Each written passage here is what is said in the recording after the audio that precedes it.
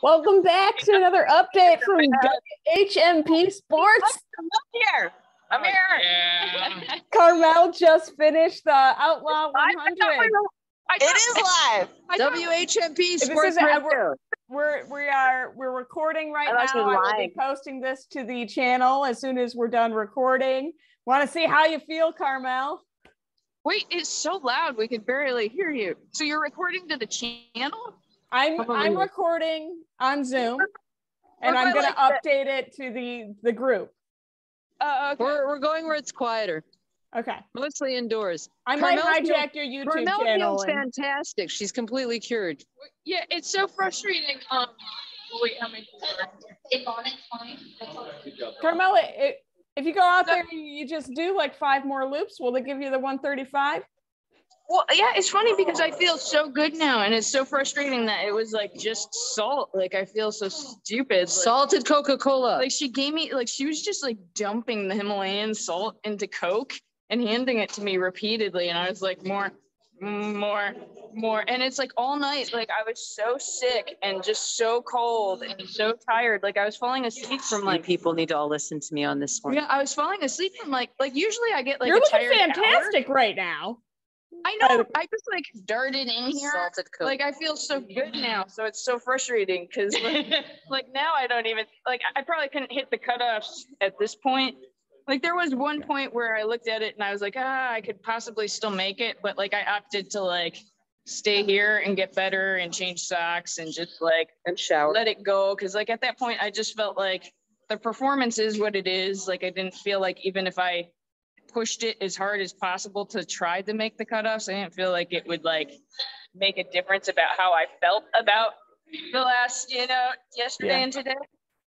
Plus I want to be able to run Love It in 2 weeks. And I thought like, if I try to like 12 days for Run Love It. But yeah, it turned out to be salt, which I thought I was getting like enough, but then like I showed Lee, I was like, look at my stomach, and it like just poured out like Homer Simpson's belly.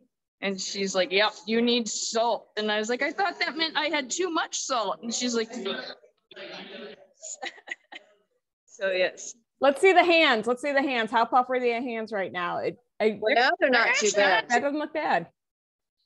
I just get naturally puffy hands. Yeah, you got a little bit of puffy, but I wear gloves for the whole thing. Yeah, that's definitely nowhere near the puffy that you had at Cascades. So. Yeah, no, this last loop is like the best I've felt since like the first loop. So it's a little frustrating. Like I just like ran in here and was like, I feel good, but it is what it is. It's okay. You are aware that no one is finishing the 135 this year. Nobody finished? No. Nobody finished. You were in first place the whole time. That's what but that's the thing is like I thought about that too. I was like, if I did go to finish, why? Like so I could be like, oh, I'm first place. That's misleading because it's like there was no field really. No, if everyone drops though. You beat everyone that dropped. Yeah, but it's like there was injury and then the other two weren't really like they were like, oh, we're gonna try. They was like boyfriend and girlfriend, and they were like, we're gonna hike like hopefully make the cutoff by the time we like sleep and take a shower and so it's like I just feel like it's kind of misleading to be like like that would have been like the only reason to do it at the point that I was at where I was like should I go for it, should I not go for it, like because if I go right now I could probably do it, or I could get like comfortable, take care of my feet, like all that. And are you satisfied with lessons learned for Cocodona? Because you had said that this race was kind of like the point of signing up for 135 is to kind of just get the feel for how to do a longer race. Yeah. There's so much that happened. Like I was going to write a whole thing about it. I won't go into it right now. Actually, I think I'll write about it because it'll make more sense if I write about it. Little teaser there. We can write about it. Yeah, little teaser. Coming soon. Kind of like a blog post. Coming soon. A blog post from Karmell. Yes. But no, I think that's the thing because I've never had that happen. There's two things that I've never had happen, which is the just getting so cold because I was wearing what I wear when it's like single digit temperatures at home. And I was wearing basically what I wore for Outlaw last year during the single digit craziness, you know, but I was so cold and I was just trembling and shivering and shivering. And I couldn't figure out why. I'm just like, this is so weird because this is what I always wear. And so I came back when I finally got to the start finish. I went in the bathroom because it was the warmest place I could think of. And I actually tried to take a nap on the bench because that was the other thing too, is I was super tired. Like as soon as the sun set, I was like just falling asleep on my feet, which I've had happen for like a half hour or an hour, like around 3 a.m. But I've never had it like start to happen at like 6 p.m., you know, and it just went for hours. So those two things were going on. And then finally, like in the bathroom, I got in the shower. Did Lee tell you this before? No, she briefly mentioned that you guys, that you took a shower. Oh, okay. So I'm like trying to sleep in the bathroom and I'm just shivering, right?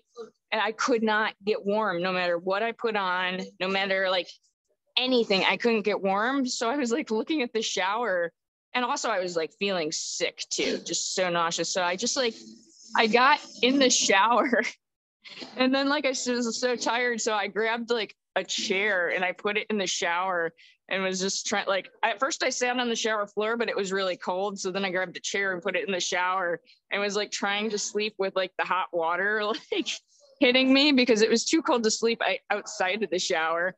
And then I hear these voices and I'm like, it can't be. And I turned down the shower for a second to listen, and it's Lee and Deidre.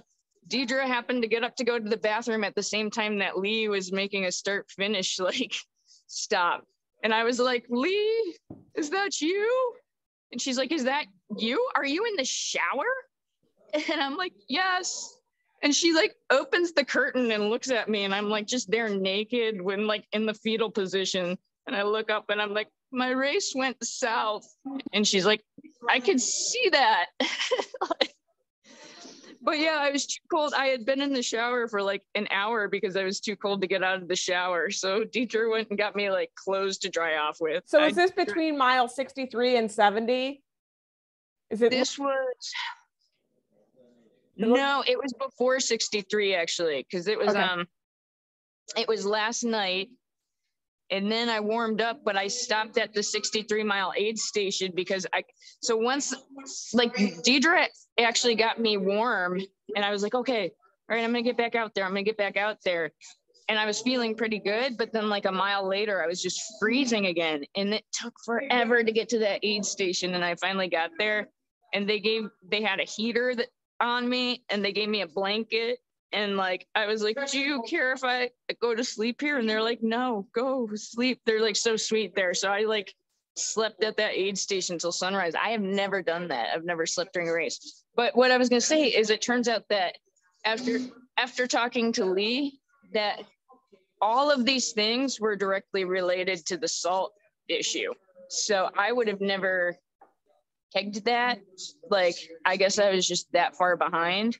And I think it started probably actually before the race. So this, I think, is the biggest lesson of this race. And then, like I said, like when it was before this last loop that she gave me all the salt, like a ton of salt. Like she was just jumping it in there. And I felt so good and so warm and toasty. Like I feel warm and toasty now. And I just get back from being out there for a couple hours. So it's frustrating because it's like, had only I had the salt last night, we'd be probably looking at a very different outcome right now. Well, I think you obviously still need to view this as a success because you just finished a 100-mile race. So still, yeah, another race on your notch on your headboard of races. So yeah, I don't know. I mean, like I've always kind of felt like a drop down is like a DNF, but I don't know. That's kind of what I mean. I feel like not if you drop down to 100. Well, and I feel like this race is specifically designed to encourage people to give things a try and know they like have that network. Actually, we were just talking about how this is a Jeremy wants to have a successful. Yeah, we were just talking about that, how like this is a good one for the group to do. It's technical, so you got to be on top of your technical game. And let me tell you, it sucks to be falling asleep on your feet on this course because there are rocks and roots everywhere. There were some scary moments with that.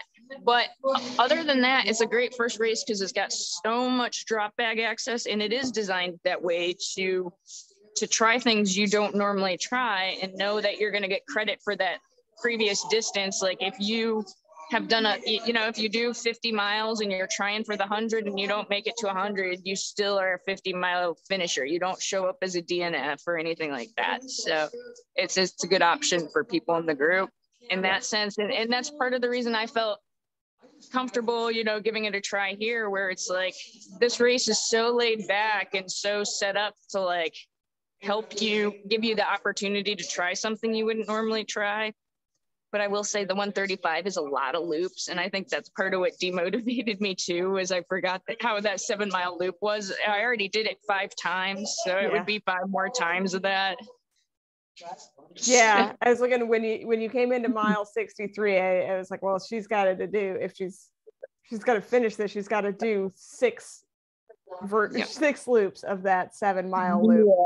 I was kind of over it. Like last year was different because the way the snowstorm hit, the loops were different every single time. They were like completely unrecognizable, but this time they're the same every time. And so that's the one thing. I mean, I don't love loop courses, but I do like, I love the culture of this race, I guess. So yeah. All right. That's awesome to hear. I think that's really good news for the group that this is something different. That's a good race for people who are looking for something technical with great support.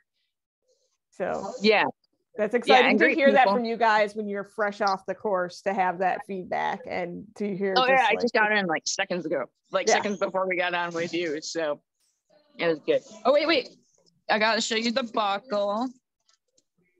Oh, beautiful. It's like I said, like at first he's like handing it to me and it's like, I don't deserve that buckle.